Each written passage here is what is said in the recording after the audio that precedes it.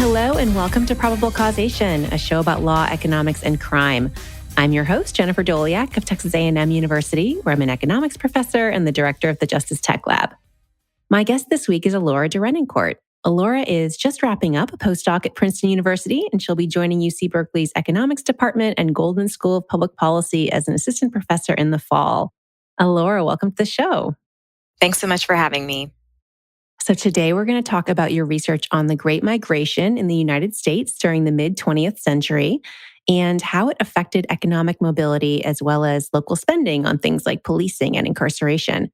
But to kick things off, could you tell us about your research expertise and how you became interested in this topic? Sure. So I'm an economic historian and a labor economist. And because of that background and training as an economic historian, I remember the moment that I saw these maps published in the New York Times of, where is the land of opportunity in America, some of the work coming out of Raj Chetty's team and his collaborators. And I remember noticing right away that in these maps of the variation in upward mobility across the United States, you had the South as this concentrated region of low upward mobility, but then these pockets in the north and west of the country, in urban areas that were also pockets of very low upward mobility. And I looked at those spots and I thought, wait a minute, those are the Great Migration destinations. Those were the cities that, millions of African Americans migrated to in search of better opportunity in the, over the course of the 20th century.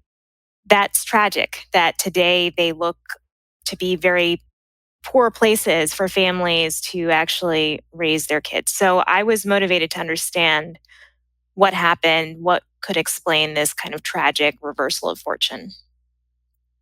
Your paper is titled, Can You Move to Opportunity? Evidence from the Great Migration. So let's back up and start with some history. What was the Great Migration? Sure, absolutely. The Great Migration was what I sometimes call the largest natural experiment in moving to opportunity in U.S. history. It was an internal migration of approximately 6 million African Americans out of about 14 states in the U.S. South into cities in the north and west of the country. So places like Detroit, Chicago, Baltimore, in their heyday in the early to mid 20th century. So the migration was prompted by multiple forces, some having to do with kind of demand side or pull factors, and others having to do with push factors from the origin. Among the kind of pull factors, the early 20th century was a time where industrial production was ramping up, especially during World War I and World War II. And there were labor shortages relating to the closure of our borders and big reductions in European immigration into the US. So that opened up demand for Black workers from the South, this sort of lower wage pool of labor, for the first time, really, in an expanded way. At the same time, on the flip side, in the South, Black families were concentrated in agriculture and farming, and that sector was undergoing mechanization and job loss during the mid-20th century and early 20th century. And Black families had been facing a regime of Jim Crow in the South and severe restrictions on their political, social, and economic rights. So that was just the kind of flammable combination that meant it didn't take much more to spur massive outmigration from the region. But what that outmigration did and what it entailed on the receiving end in those cities in the north and west of the country was a dramatic change in their racial composition. And so that's the kind of shock that I study to see how did those cities transform in response to this shock. So before this paper, what did we know about the ability to move to opportunity broadly and about the impacts of the Great Migration in particular? So there are two kind of strands of literature that this paper fits into in exactly those two areas. First, the work of Raj Chetty, Nathan Hendren, Maggie Jones, and their collaborators found that there's a great deal of heterogeneity in intergenerational mobility by race and gender across the United States. And the work of Raj Chetty and his collaborators prior to this as well showed that locations seem to have long run effects, causal effects on kids' adult outcomes. And so they've provided a lot of evidence of these local statistics on upward mobility, their variation, and some of the causal factors. But where I see my paper fitting in is to ask the question, well, how stable are these neighborhood effects, these causal effects of place? It's not so much the soil or the air that makes a place good for families, but rather what I end up finding is that it's really the behavior of local residents and local governments that help determine opportunities in locations. Now, from the perspective of the Great Migration literature, prior work has focused on the contemporaneous effects of the Great Migration. So, for example, Bustan, in a series of papers and a book, documented the labor market effects of Black migrants arriving from the South and found that competition for Black incumbent workers in the North increased, and that slowed racial wage convergence in the North, actually. At the same time, she looks at how the Great Migration affected residential sorting patterns and white flight in the mid century. Now, where I see this paper carrying that literature forward is no one had really asked, well, how do these locations that were part of the kind of mythos in African American history as the promised land, places where African Americans could aspire to parity with white Americans, how are they today for the descendants? I would say there's a great deal of consensus that the wage gains for the migrants themselves in the 20th century were enormous.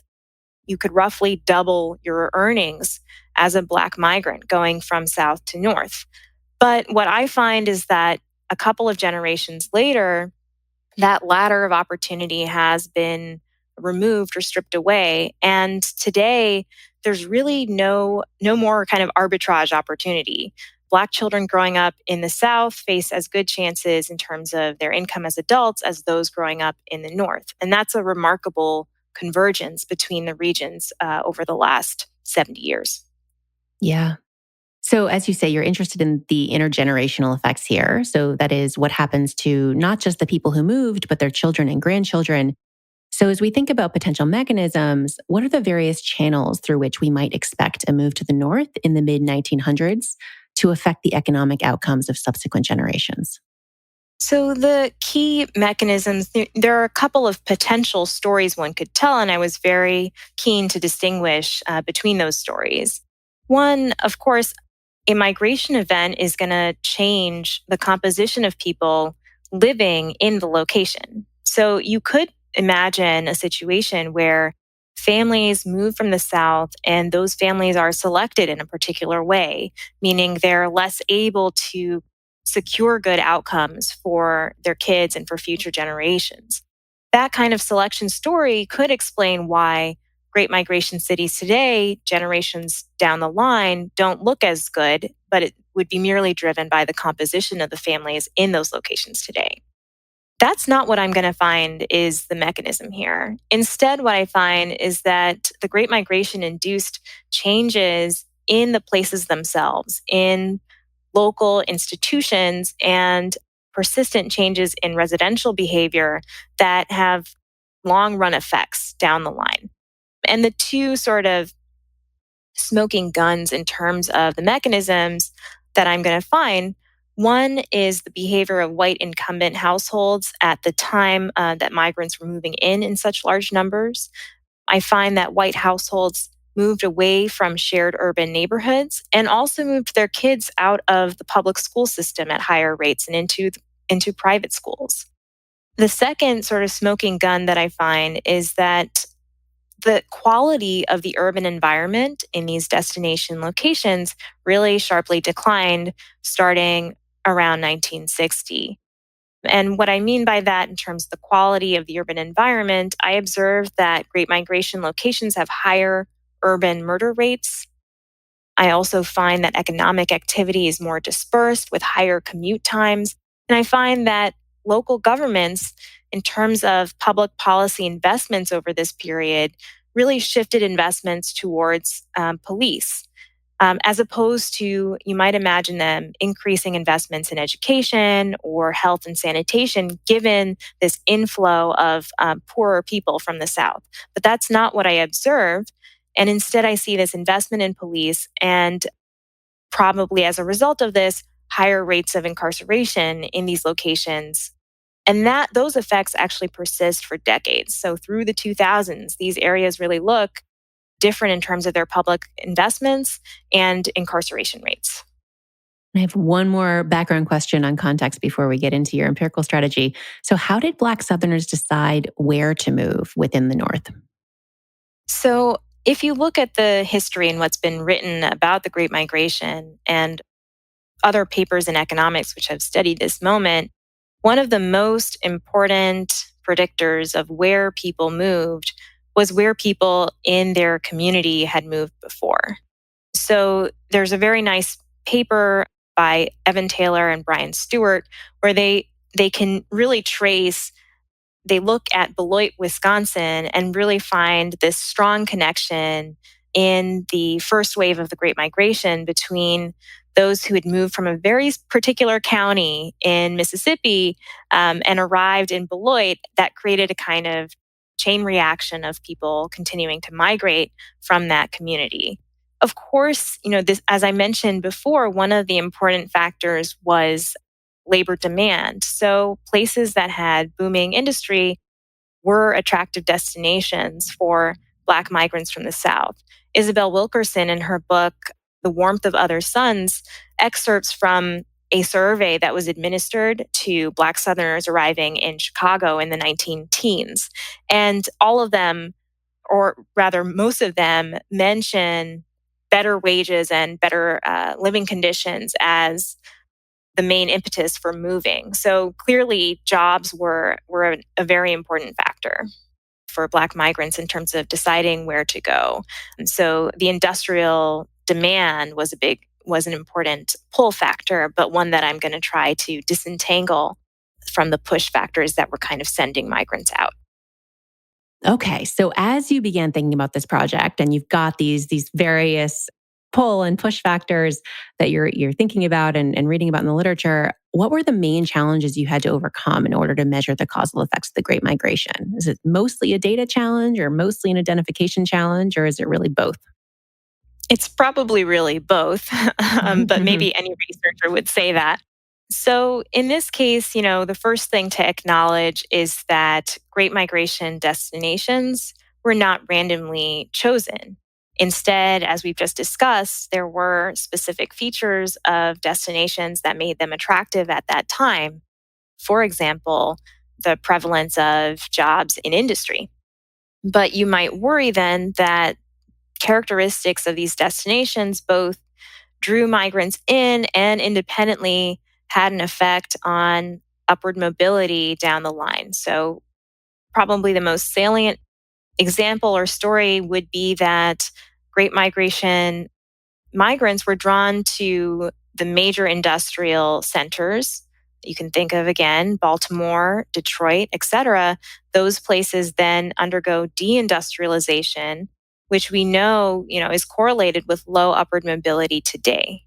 So from that perspective, one major confounder would be deindustrialization and this story of trying to understand the long run effects of the Great Migration on the destinations. So that was the first sort of thing to try to disentangle is how do I make sure I'm picking up this racial composition shock and its effect on destinations as opposed to predictors or correlates of Black migration to those locations that might have independent effects on upward mobility down the line. So, as you're describing, a primary challenge here to measuring the causal effects of Black families moving to particular places in the North is that where they chose to move isn't random. So, for instance, they might have deliberately moved to places that offered particularly good opportunities for themselves or their children. And so, a simple comparison of outcomes across communities would give us a biased estimate of the effect of this influx of people. So your empirical strategy overcomes this problem. You create a variable that uses what we would think of as the good or random variation in where people settled due to luck or external forces, and separates it from what we'd consider the bad variation due to deliberate choices of the people who moved. So that good variation gives you a natural experiment that allows you to measure the causal effect of the Great Migration. So walk us through your approach here.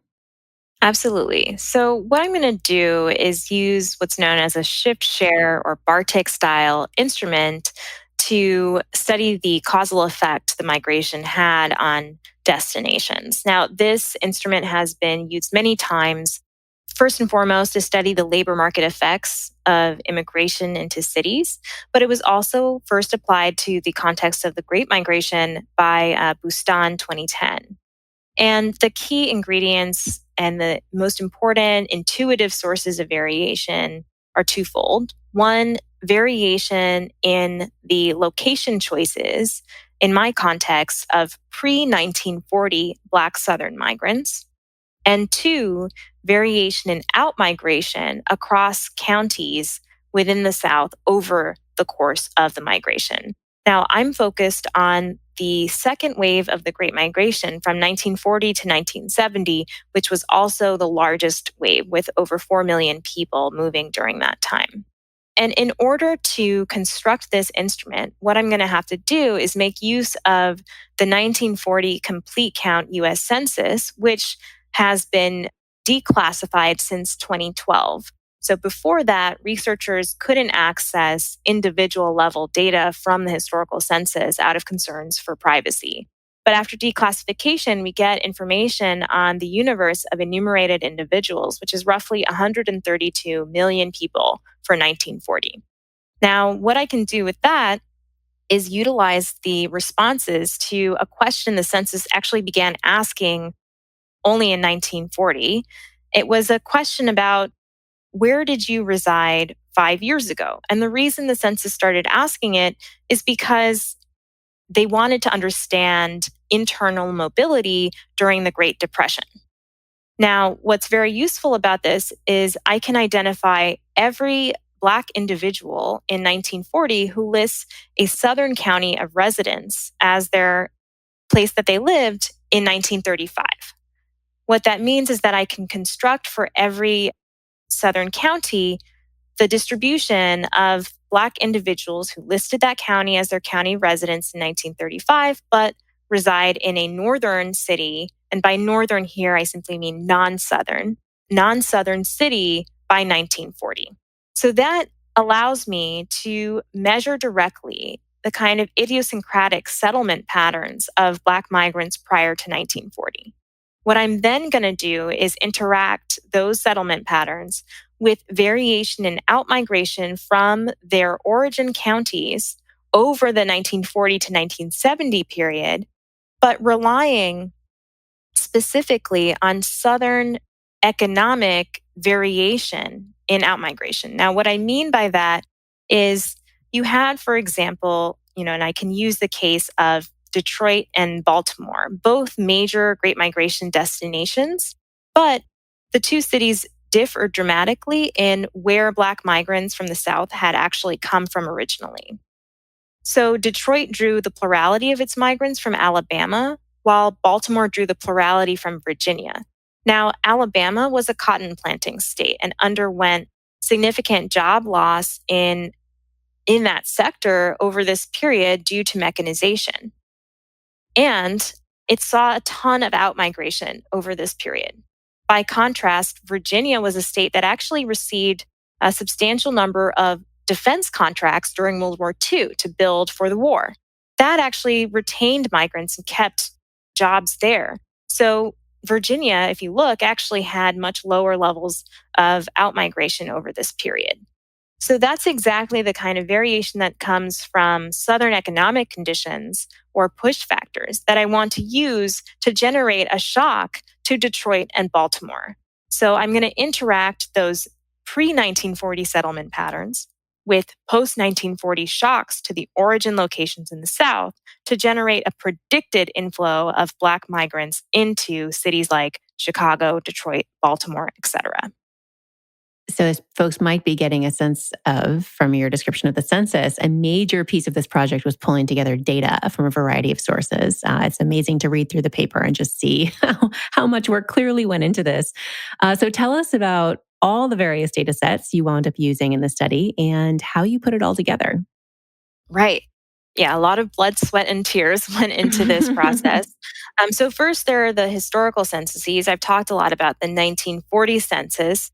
It was critical for constructing this instrument. It was also critical for painting a picture of upward mobility across different locations in the US in the historical period and for different race and gender groups because I want to understand, how did mobility change in these locations, not just, how did they compare today? So I use not just the 1940 census, but the earlier historical censuses all the way back to 1920. And those allowed me to construct upward mobility statistics for Black teenagers while they were still co residing with their parents. And the reason one has to resort to these educational mobility measures is that measuring income intergenerational mobility historically would require linking individuals across censuses. So you get one observation of them as kids and you can observe their parents, but then you need to link across to another census to observe those individuals once they've become adults. The problem with linking African Americans across censuses is that a key input into historical linking procedures is uniqueness of both first and last name. And African Americans have fewer unique surnames as a direct legacy of slavery. So matching methods typically work poorly for African Americans. So that's the first piece, these educational upward mobility statistics from 1920 to 1940. I then combine all of this information with contemporary mobility statistics. Now, those have been made publicly available by Raj Chetty and his collaborators through the Opportunity Insights website. So that's a fantastic resource. But then, as I mentioned, I wanted to understand how did Great Migration locations changed? So I kind of had to ask myself, well, what are all the possible relevant ways that they might change? And for trying to understand the environment for kids, I was interested in residential patterns, in schooling patterns, and in local government expenditures and investments. So that required pulling data together for the latter, the census of state and local governments, which has been conducted in a very consistent form back to 1932. But the data aren't in the easiest format to use before roughly 1967. So I digitized the census of state and local governments from 1932. I ended up digitizing different reports from the US Census in 1960, for example, correctional facilities, populations by race, by county. And I used historical reports on crime, for example, uniform crime reports that also date back to the 1930s. So there was a lot of pulling together statistics from different reports, which were often in PDF format. And so that required digitizing. And then the second big step was really harmonizing these different statistics over time. In the end, I end up with a database of characteristics about Great Migration locations from roughly 1920 to 2015, so almost 100 years of data. And what is the outcome variable you're focused on in your main analysis, measuring economic mobility? The main outcome variable I'm focused on is a measure of adult income for children conditional on their parents' economic status. So the measure I use specifically is average income rank for individuals from specific points in the parent income distribution. And I focus primarily on the 25th percentile of the parent income distribution because we really think about that as capturing some measure of absolute upward mobility for individuals who grew up in low income families. Okay, let's talk about the results. What do you find is the effect of the Great Migration on upward mobility in northern cities? So, first and foremost, I find that growing up in a Great Migration city today lowers children's long run outcomes. And specifically for individuals growing up in low income households, a one standard deviation larger historical Black migration into your childhood commuting zone is associated with a 12% reduction in household income. And here I'm speaking just for children on average, not distinguishing between Black and white kids, which I will in a second. But the first thing to say right away is I mentioned before you could tell a story where selection explains these results. The families that live in Great Migration locations today are potentially negatively selected in terms of ensuring good outcomes for their kids. So if they happen to be concentrated in these Great Migration locations, even if I have at this point isolated exogenous variation in being a Great Migration destination, then this might explain the results. But that's not at all what I find. What I find instead is that the mechanism, the channel, is a change in the childhood environment in the location itself. And so I'm happy to explain how I did that, and I'll get into more details on that in a second. But I just want to highlight the next kind of key result, which is when I explore which subgroups have been most affected by these changes in the locations, I find that the incidence really falls on Black men as a subgroup. So just to kind of put it in very simple and stark terms, Black men growing up in Detroit, which was one of the most important Great Migration destination cities, compared to Black men growing up in Pittsburgh, which was more at the median in terms of being a destination, those growing up in Detroit are going to have lower household income as adults, even if they grew up in similarly resourced families with identical parent income as those growing up in Pittsburgh. And you also looked at gender differences, right? So it wasn't just Black men versus everyone else. You were looking at white men and Black women. What did you find for those two groups? So I found that basically all of the incidences falling on Black men. And what do I mean by that? I mean, I see no effects on white men or women of having grown up in a Great Migration commuting zone. So that's sort of the unit of analysis I'm looking at, which will be important when we talk about local public investments. For Black women, interestingly, I see also no effect of having grown up in a Great Migration commuting zone on their adult household income. But actually, when I dig deeper, I see that this is really masking what looks like an income effect. And what I mean by that is I see that for Black women growing up in Great Migration cities, they actually have higher, if anything, individual earnings than those growing up in non-destinations. So what that's consistent with is because the men that they typically form households with as adults have lower income, Black women are actually marrying less and working more in destination locations. And those two effects kind of cancel each other out. Now, that compensatory response by Black women isn't enough to shield average Black household income overall from these reductions. So actually, this reaction to the Great Migration, this change in the destination locations, can explain over a quarter of the gap in upward mobility between Black and white households in the region today.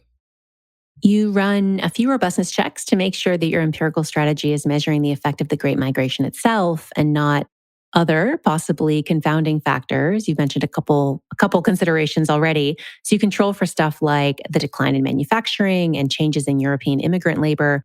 You also consider the effects of white Southern migration as a placebo test, which I really liked.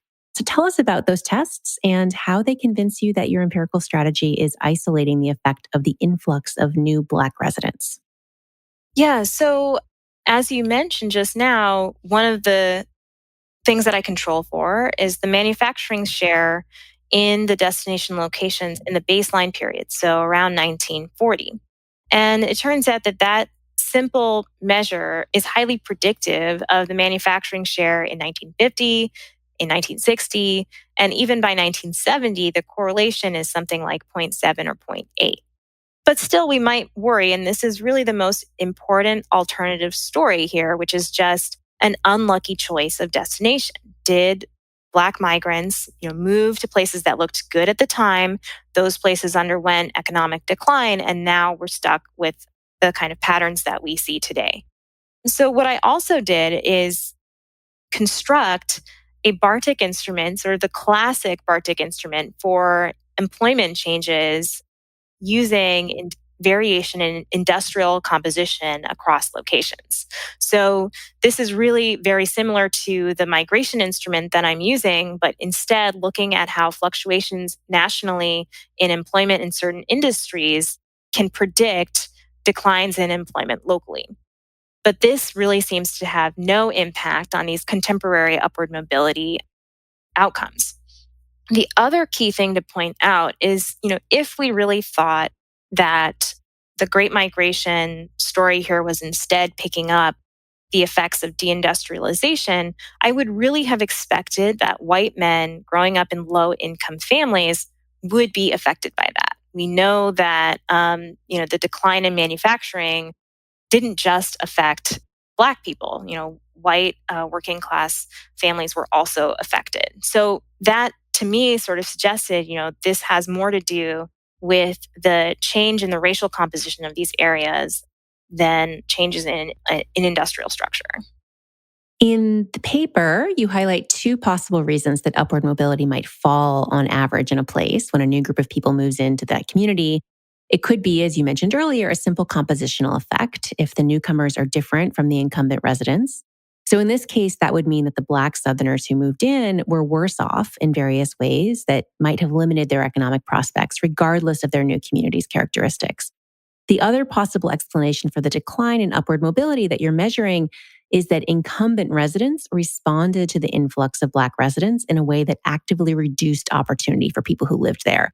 So perhaps they reduced their spending on schools, for instance. So you do some work to try to tease these two explanations apart.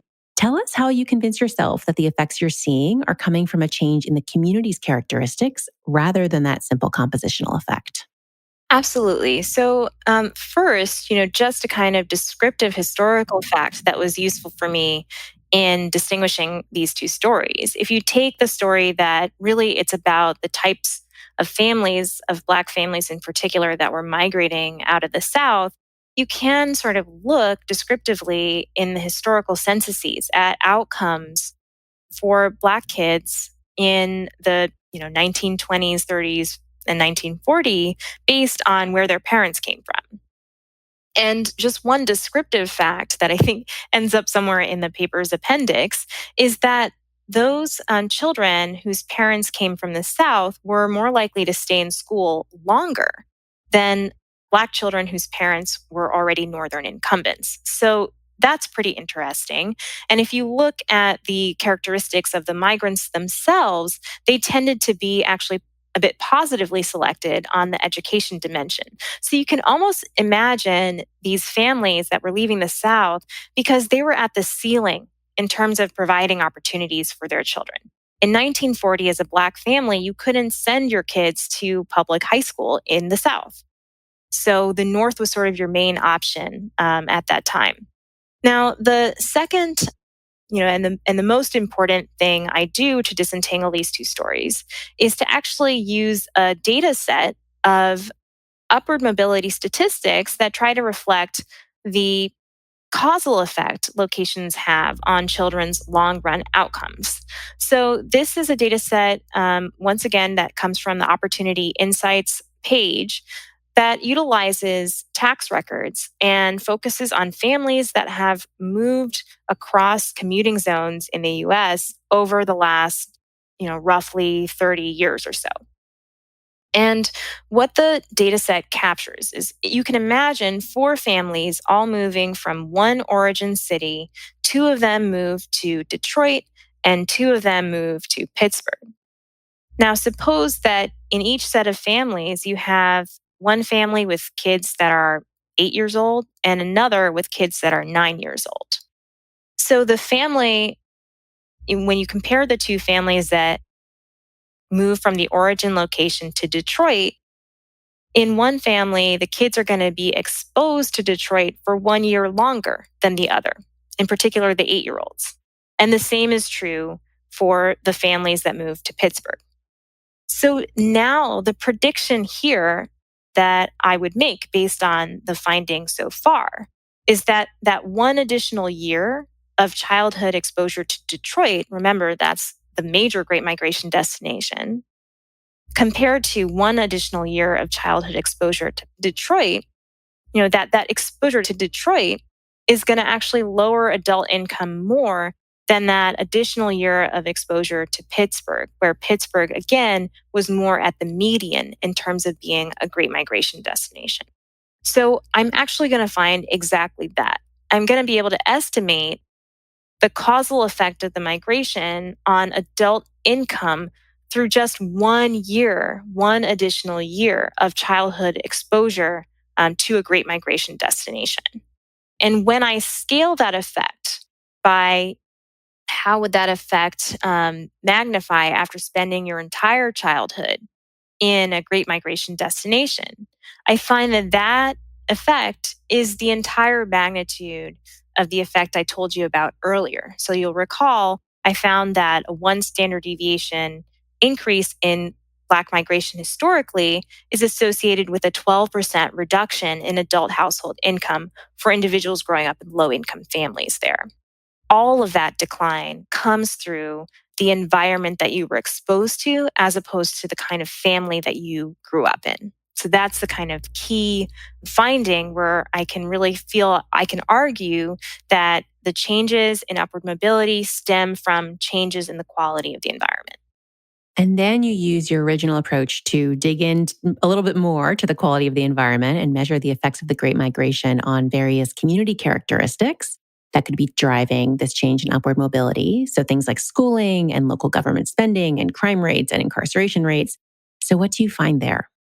So first, again, I mentioned that I collect these data going back roughly to 1920 because I want to understand, what did these places look like in terms of government investments, schooling patterns, residential patterns prior to, during, and after the Great Migration. And so what I'm going to find importantly is that on most dimensions, destination locations and non-destination locations look really balanced. For example, on private school enrollment rates, on police investments, etc.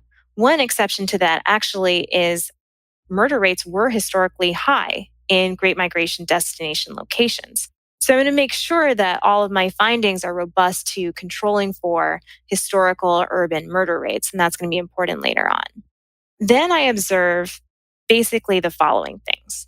Residential segregation, which I should also mention, from the time where Black communities existed in the northern United States, they were segregated. So I want to also highlight that. But what I see is that these destination locations become more segregated over the 1940 to 1970 period, and they are more persistently, segregated today after we've had a period of decline in segregation nationally. The second thing that I document is that local governments increase investment in one particular public service in response to Black migrants moving in, and that is police. Now, one could hypothesize that that is just in direct response to higher urban murder rates that start occurring in the late 60s and 70s and also persist in these locations, and that's also robust to controlling for historical murder rates. And it's really impossible for me to kind of disentangle with these data and with this approach, this kind of chicken and the egg story. I do notice that investments in policing seem to increase a little bit ahead of the kind of national crime wave that unfolds in the 1970s. But again, I can't quite disentangle these stories. But one thing I do see is that incarceration rates are higher for non-whites in Great Migration locations as early as 1960. And then this really persists through the 90s. So that's a very persistent effect. And there's a lot of literature that documents the kind of unequal incidence of our criminal justice policies across the population, as well as many negative spillovers in terms of racial inequality. So Black men in particular are a group that are disproportionately affected by criminal justice policies. Now, when I think about the kids that I'm studying, and it's important to mention that they are kids, I'm thinking about characteristics of your childhood commuting zone that affect your life as an adult. That makes me think that it's probably not because little Black boys are going around murdering people that the criminal justice system is explaining some of the reduction in their upward mobility. So I think that's an important thing to mention when we look at all of these findings and all of these changes that are occurring in the destination locations. Yeah, it also, I mean, especially as we're in this moment where we're having a national conversation about whether our standard criminal justice interventions are in fact the best way to reduce crime. One could imagine a different scenario where, in response to the same homicide rates, these cities chose a different path, right? And invested in something other than police. Is that sort of the counterfactual you have in mind? Yeah, so I'm looking at commuting zones, and the reason I do that is because I want to capture the movement to the suburbs, as part of the reaction to Black migration into these locations. So at the commuting zone level, it's a little bit tricky to look at local government investments because local governments range in size from individual municipalities, school districts to the county level, et cetera. So the strategy that I use is to take a geographic area like a commuting zone and ask the question of all the local governments that are geographically located in the commuting zone, how is their money allocated? And that allows me to say, okay, at the commuting zone level, altogether, local governments are investing in X and not Y. And so what I see is that pooled together at the commuting zone level, the main investment that increases is police. Whereas you might have imagined in a situation where you have a large inflow of families, remember, at the ceiling in terms of the kind of education they could provide for their kids in the South, migrating north and finally being able to send their kids to public school, you could imagine that that would be a time to really invest in the education system. But that's not what I see. Looking at this from the commuting zone level means that I could be kind of averaging out a reallocation of education spending within commuting zones. And I think that's probably what's going on. For example, you could imagine that investments in education and school quality is kind of resorting out of urban schools and into suburban schools. And the pattern of white families sorting into private schools and Black families being concentrated in public schools is very consistent with that. It's suggestive of a decline in the quality of the public school system that I may not be picking up with school spending alone. So that's a kind of caveat I want to put on that. But absolutely, if we're thinking about, I always say that my paper is not a policy paper. I'm trying to really understand and document how Great Migration destinations changed in reaction to the migrants coming in. But, if you were to push me and say, well, what should we try first? I would absolutely say, let's look at the criminal justice system. How can we try to find alternatives to community safety that might have, not only positive effects on safety, but also not, eliminate these kind of other negative spillovers that have been documented time and time again. Do your results imply that Black residents in the North today are actually worse off than if their families had stayed in the South? So the key counterfactual that I was looking at in this study is if you grow up, within the North, if you grow up in a place that was a major Great Migration destination city versus a place less affected by the migration, how do your adult outcomes change? So that's very specifically the counterfactual I was interested in. And it's important for understanding what Great Migration locations are like for the grandchildren of the original migrants. But what that design does not address is, that other question, a very important question which you just raised is essentially, should the Great Migration have happened? But that is such an important question that I did take the time to try to think that through. And the short answer is Yes, absolutely. I think it should have happened. And here's why. What the Great Migration did, and others have documented this time and time again, is it vastly improved earnings for the migrants. As a Black migrant moving north during the Great Migration, taking selection of migrants into account, you could double your earnings. What that does is move Black grandparents from the vantage point of the generation I'm looking at, which is actually my generation. What that does is move Black grandparents up in the national income distribution. And I hate to say it, and it's really unfortunate, one of the best things for your own kind of upward mobility or your family's upward mobility is to move your parents up the income distribution. So walking up that intergenerational mobility curve. Now, it's true that in the counterfactual where the Great Migration didn't happen, what I'm arguing is that Black children in the North would get more out of every dollar of parent income than Black children in the South. So imagine taking the intergenerational mobility curve and shifting it up. For Black families, it would have been higher in the North than the South in the absence of the Great Migration. But today we're in a situation where those lines have converged, and you get no more as a Black child out of a dollar of parent income in the South versus the North.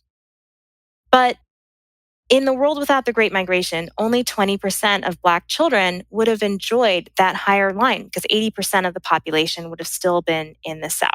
So it's those two forces, the fact that more of the Black population was in the North and allowed those grandparents to move up the income distribution, that cancels out this convergence of the two intergenerational mobility curves for Black families, in the North versus the South.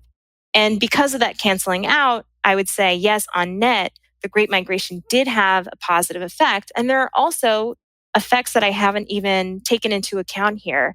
For example, the emigration of Black people out of the South put pressure on Southern jurisdictions. They were basically hemorrhaging their main labor pool to finally start providing some of those public goods. And this is a phenomenon known as voting with your feet. And other scholars have kind of documented this effect. The second important piece that I've completely left out is that the Great Migration allowed Black people to start voting in the North. So voting with your feet and actually voting at the ballot box for politicians who would support the Civil Rights Act. And where did the Civil Rights Act have its most important effects? In the South.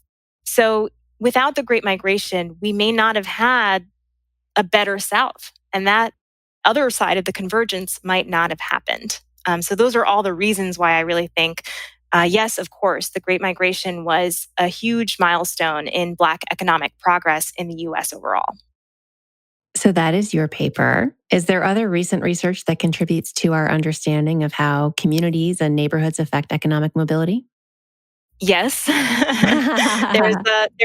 there's a lot of work out there. I might, want to sort of spin that question a little bit. I think there's a lot of work that's kind of focused on what are the effects for families if we move them to higher opportunity neighborhoods, including some new work coming out of Raj Chetty's team and his collaborators on providing information to families about what are the high opportunity locations and giving them holistic support. And they're finding that actually helps people decide to move to high opportunity locations. And the pivot that I would suggest is we can always help a small fraction of families that way, the recipients of HUD vouchers or housing lottery winners. But we're going to leave most people ultimately where they are, or we're going to move so many people that we change locations. That's kind of one of the main takeaways for my paper is that location effects are endogenous, and in response to large shocks, locations can change. So I would, really encourage, and I would love to see more research on specific, local government policies and decisions that might change the quality of the locations, basically place-based policies that improve things where most poor people and low-income people are. What can we experiment on from that perspective. So there's some really fascinating work on coming to the other side, the education piece, which I don't focus a ton on in my paper because, the criminal justice piece was so obviously important there. But there's some fantastic work looking at school integration, which was deemed a sort of policy failure because of the visceral reaction of a lot of white families and opposition to integration. But the scholarship has shown that school integration actually improved outcomes for Black kids, not only their educational outcomes, but their long run outcomes in many other dimensions. So I'm thinking of Rucker Johnson's book, Children of the Dream. And there's another recent paper by Cody Tuttle, who's just graduated from University of Maryland and looks at a school integration program in Kentucky. And he actually goes into restricted census data and finds that Black children exposed to that program have better neighborhood outcomes later on in life. So policies like that really address segregation, I think we should be thinking about that. Or as I prefer to put it, policies that encourage integration. That's an area that I think people haven't really returned to in terms of policy. So I would like to kind of point that out as one direction. Yeah. So you mentioned policy implications a little bit earlier. I'm gonna push you on it again. What would you say are the big policy implications of your own work and other work in this area? Like if policymakers came to you and said, "What do I do with this?" What are the main takeaways you'd want them to take with them? So again, I would come back to this, what I have called the sort of smoking gun in my analysis. What I'm finding is that Black boys growing up in these former high opportunity cities, these cities that were known as the promised land, they are disadvantaged by the time that they become adults and are in the labor market or not in the labor market, as the case may be. And that I really want to drive home is through no fault of their own. Where people are born is one of the most consequential things in your life, and you have no choice over this. And so, given that Black boys in particular are so affected by, what appear to be the priorities and choices of policymakers locally, we really, really need to think about our criminal justice system in the US and how much is it contributing to one of the most persistent forms of inequality in this country. So there are so many papers, and you are the expert on this, documenting the effects of various criminal justice policies on racial inequality. Let's take those seriously and start experimenting with policies that can reduce incarceration numbers and reduce the reach of criminal justice systems into children's lives, whether that's through their parents, through direct contact with the criminal justice system themselves, et cetera. So, at the end of the day, I guess the best term is kind of, let's figure out decarceral policies. How do we undo the reach of the carceral state in people's lives? Mm-hmm. Yeah, I often find myself telling grad students, the question of like, does racial bias exist in the criminal justice system, or do racial disparities exist? Is that has been answered, and now the question is, what do we do about it, right? And how do we mitigate those effects or undo them? So that is a big research frontier. And you mentioned a couple other big research questions before, but are there any other big questions in this area that you will be thinking about, or that you would encourage other PhD students perhaps to pick up and run with? Yes, absolutely. So one of the things that I'm working on now and thinking about a lot right now is, one can say, looking at the history, that Black people in America have always acted very rationally. So in the early to mid 20th century, they moved en masse to opportunity, and I would still argue that that was the right decision. Starting in the 1970s, the direction of migration for Black Americans reversed. And from 1970 to today, Black Americans have actually been moving back to the South. The other thing they've been doing in dramatic numbers is moving out of cities and into suburbs.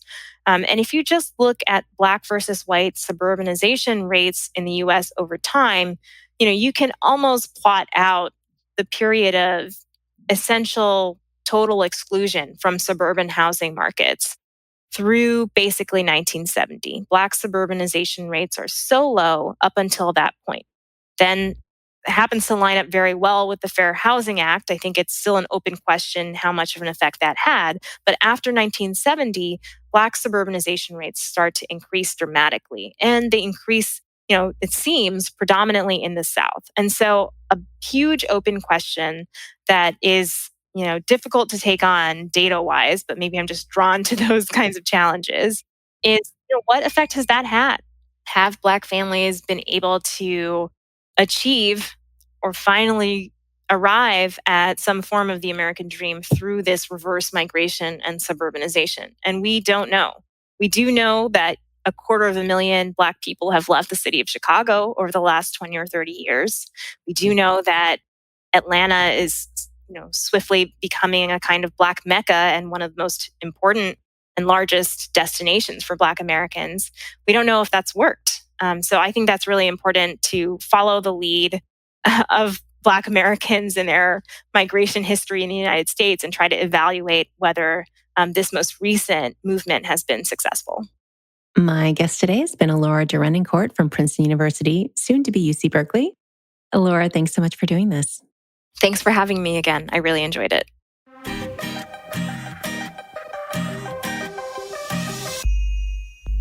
You can find links to all the research we discussed today on our website, probablecausation.com.